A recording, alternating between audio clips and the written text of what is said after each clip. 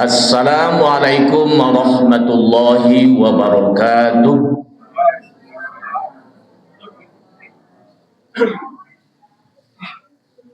Alhamdulillah wassalatu wassalamu ala Rasulillah. Allahumma salli ala Muhammad wa ala ali Muhammad. Bapak Ibu kaum muslimin dan sekalian peserta pesantren Ramadan Masjid Jihad Kota Tinggal rahimakumullah. Bersyukur kita kepada Allah Subhanahu wa taala, bersolawat untuk Nabi kita Muhammad sallallahu alaihi wasallam. Kajian subuh kita pagi ini tentang husnul khotimah. Husnul khotimah. Husnul khotimah itu akhir yang baik atau mati elok, mati dalam keadaan beramal baik.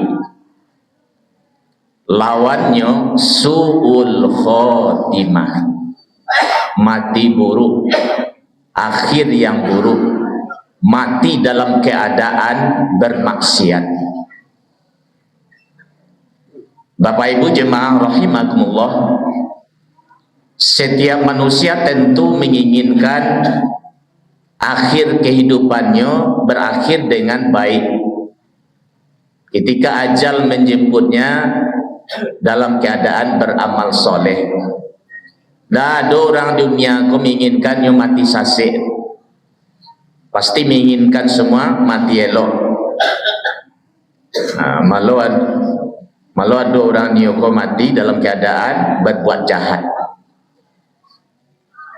Sehingga ada pantun tapi dipelesetkan lo dia orang, hidui barakah mati beriman. Hanya pelesetkan, hidui kena tanpa mati kena tangan. Ay sambung lo celai, rokok awak, rokok kawan dibakar, rokok awak disimpan. Adik bapak mana rancak, rokok awak dibakar atau disimpan? Nggak ada rancak je. Yang rancak tu ndak merokok. Jadi setiap manusia prinsipnya pasti menginginkan mati ku elok dalam keadaan husnul khotimah. Lalu seorang ulama besar abad ke-8 lahir di Kufah, wafat di Basrah, Imam Abu Sufyan Ats-Tsauri mengatakan husnul khotimah, mati elok itu tidak didapatkan begitu saja nantinya, tetapi penuh perjuangan ketika hidup di dunia.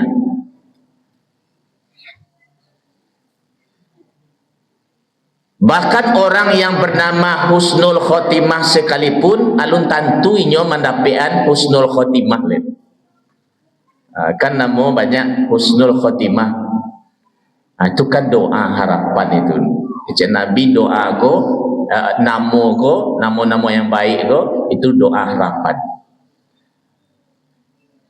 Sebenarnya Allah Subhanahu wa taala dan Rasulnya ketika menciptakan manusia di muka bumi ini tidak lepas begitu saja, tapi dipandu, dibimbing supaya menuju jalan yang elok. Walaupun Allah sediakan tetap surga dan neraka, tapi dibimbing manusia itu supaya menuju ke surga. Ketika awak berusia 120 hari di alam rahim namanya, dalam kandungan ibu kita masing-masing, Allah tuntun kita lewat malaikat Jibril ketika bertemunya jasad dengan roh. Al-A'raf 172. Alastu bi rabbikum qalu bala syahidna. Kata Allah melalui malaikat Jibril ketika bertamu nyuruh dengan jasad calon manusia baru, embrio, cikal bakal orang. Bukankah aku ini Tuhanmu? Maka tanpa tekanan dari pihak manapun, sangat merdeka ruh ketika itu menjawab, qalu bala syahidna, benar ya Rabb, engkaulah Tuhan yang kami persaksikan, yang kami sembah nanti. Lalu ketika walai, Rasulullah mengajarkan, papa mama hebat, papanya azankan di telingonya, iqamatkan, ya begitu.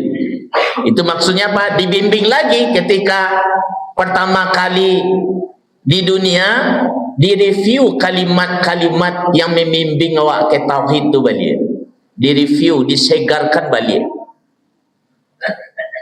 Lalu ketika awak hidup baca Quran surah Al-Baqarah ayat 208, ya ayyuhalladzina amanu udkhulu fis silmi kafah, wahai orang-orang beriman, kata Allah, masuk ke Islam itu secara totalitas, yang setengah-setengah, secara totalitas. Dipandu lu balik, dibimbing lu balik. Ketika waktu mati, Ali Imran 102, Allah ingatkan lagi, ya ayyuhalladzina amanu taqullaha haqqa tuqatih wa la tamutunna illa wa antum muslimun. Wahai orang-orang beriman, bertakwalah kamu kepada Allah dengan sebenar-benarnya bertakwa, wa la tamutunna illa wa antum muslimun, dan jangan sekali-kali kamu mati kecuali dalam keadaan muslim yang baik. Itu husnul khotimah. Jadi sebenarnya Allah dan Rasul itu menginginkan manusia elok sampai ke surga. Nah, lalu ibu dan bapak, banyak orang di dunia ini mati-matian untuk mempersiapkan kehidupan yang enak, tapi lupa mati-matian mempersiapkan mati enak. Mati enak itu husnul khotimah. Menurut para nabi terdahulu, Nabi Musa alaihissalam, mati itu, sakratul maut itu sangatlah pedih, sangat menyakitkan. Kata Nabi Musa, mati itu seperti burung yang digoreng hidup-hidup. Bapak Ibu, sandu apalah padinya sakitnya unggeh burung digoreng hidup-hidup. Langsung mati juga tidak, bisa terbang yundak lo do, manggalapak-galapak di minyak angin itu. Astagfirullah. Kata Nabi Isa alaihissalam, mati itu seperti tubuh yang ditusuk oleh pedang 300 kali tusuk. Kata Nabi Muhammad SAW, mati itu seperti kambing yang dikubak kulitnya hidup-hidup. Can 20 padi dek kambing dah. Didabi halul lain tapi dikubak kulitnya. Astagfirullah, luar biasa. Tapi ada satu keterangan yang membuat kita ini bahagia, optimis, ibu dan bapak. Kata Rasulullah, orang beriman itu ketika dia hidup di dunia taat kepada Allah, nanti malaikat maut Israel akan menghampirinya didampingi oleh malaikat rahmah dengan berpakaian mewah, dengan bau wangi semerbak, dengan penuh senyuman, dengan wajah yang tampan, mendatangi orang-orang beriman, akan dicabut nyawanya dan minta izin terlebih dahulu dengan penuh senyuman. Ruhul mu'min yakhruju sya'rul ajid. Dielonyo, diambilnya, dicabutnya roh orang beriman itu saking lambuinya seperti rambut yang dielo dari tapuang. Rambutnya dapat, tapuangnya ndak tasera. Masya Allah, luar biasa. itulah mati husnul khotimah, mati yang sangat indah. Lalu ibu dan bapak, kata Imam Ibnu Katsir menafsirkan ujung ayat Ali Imran 102 kalimat wala tamutunna illa wa antum muslimun. Jangan mati kamu dalam keadaan, kecuali dalam keadaan muslim. Kata Imam Ibnu Katsir, man 'asha 'ala syai'in mata 'alaih. Orang memiliki kebiasaan tertentu ketika hidup di dunia, nanti dimatikan sesuai dengan kebiasaannya itu. Jadi ibu dan bapak menonton di YouTube, kalau nampak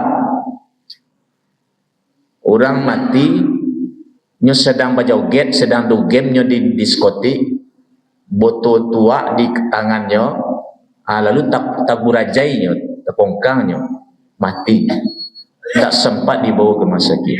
Itu tidak aneh, karena kata Imam Ibnu Katsir tadi, orang yang memiliki kebiasaan-kebiasaan tertentu nanti diwafatkan dalam keadaan kebiasaan itu.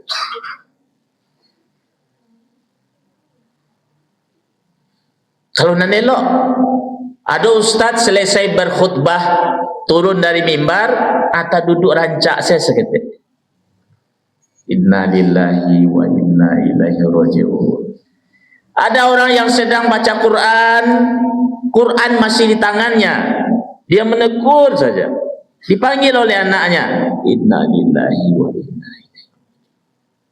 Ada imam ketika mimpin sholat berjemaah, sujud, lama sujudnya, sudah penat jemaah itu di belakang.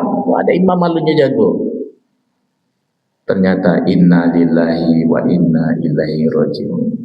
Itulah mati yang sangat indah, itulah husnul khotimah. Nah, lalu ibu dan bapak, kata Imam Abu Sufyan Ats-Tsauri, ada strategi untuk mendapatkan mati elok itu. Pertama,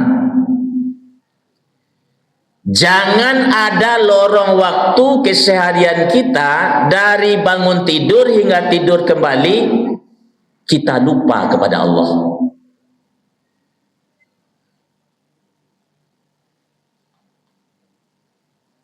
Jangan ada kosong awak kon lupa kepada Allah.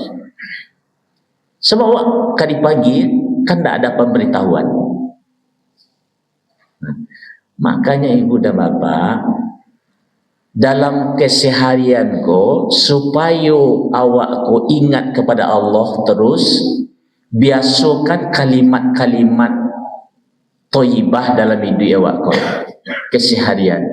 Kalimat-kalimat zikir yang mendatangkan pahala. Kan ada lagunya itu, anak-anak,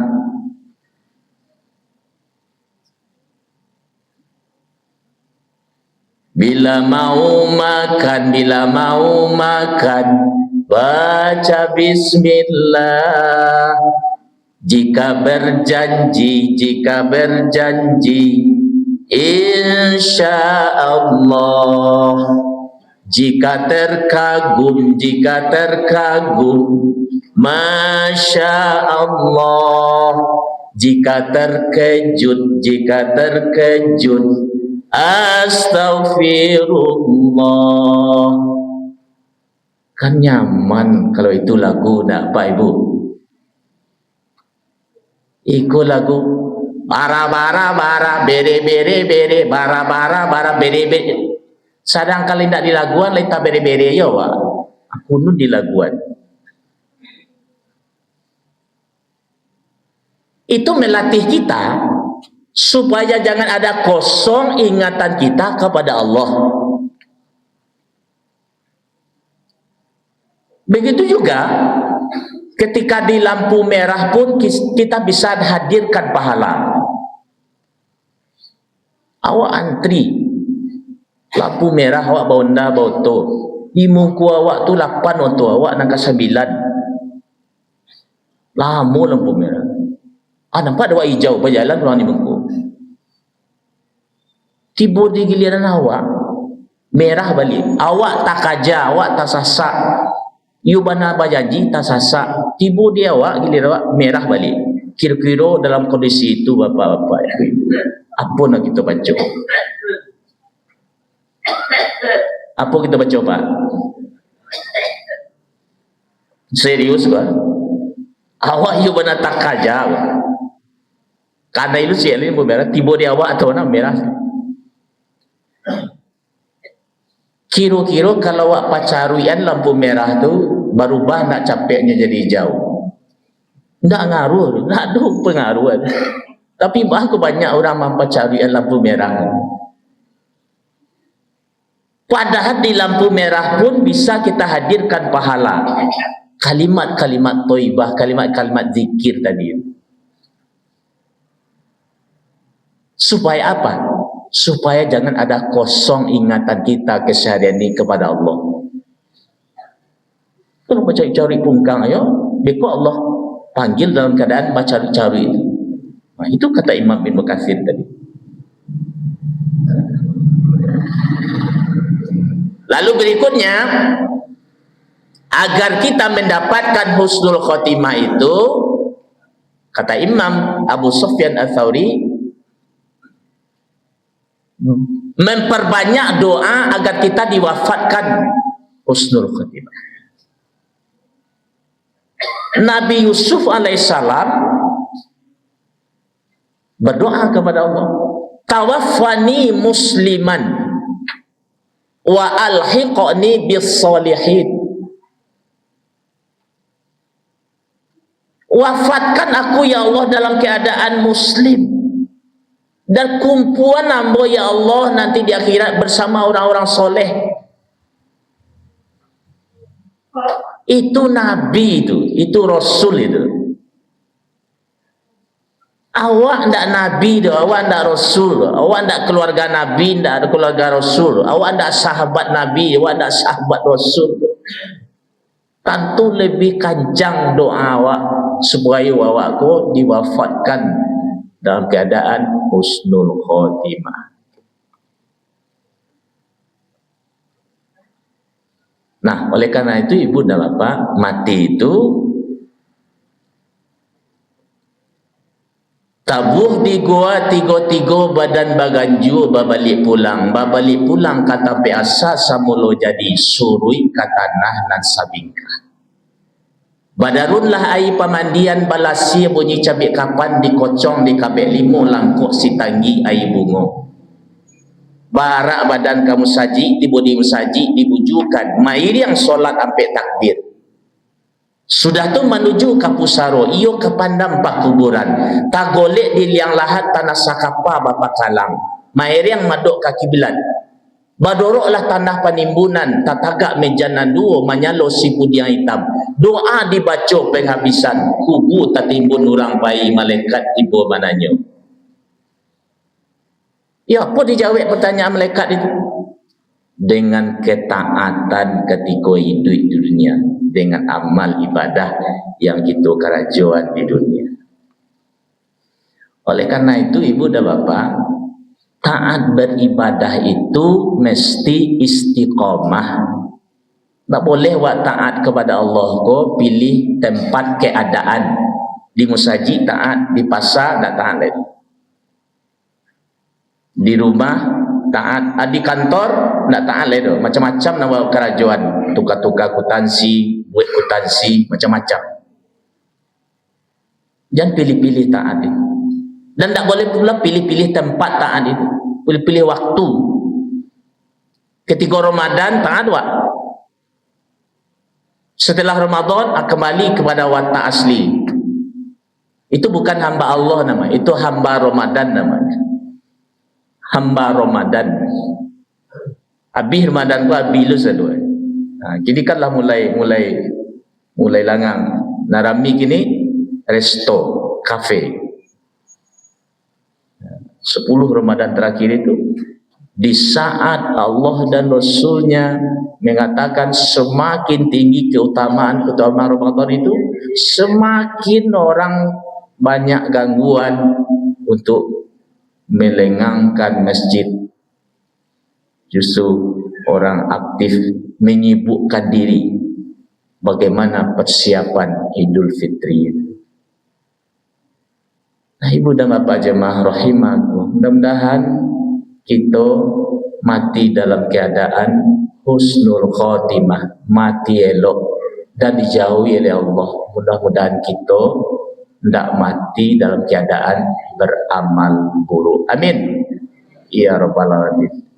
Assalamualaikum warahmatullahi wabarakatuh.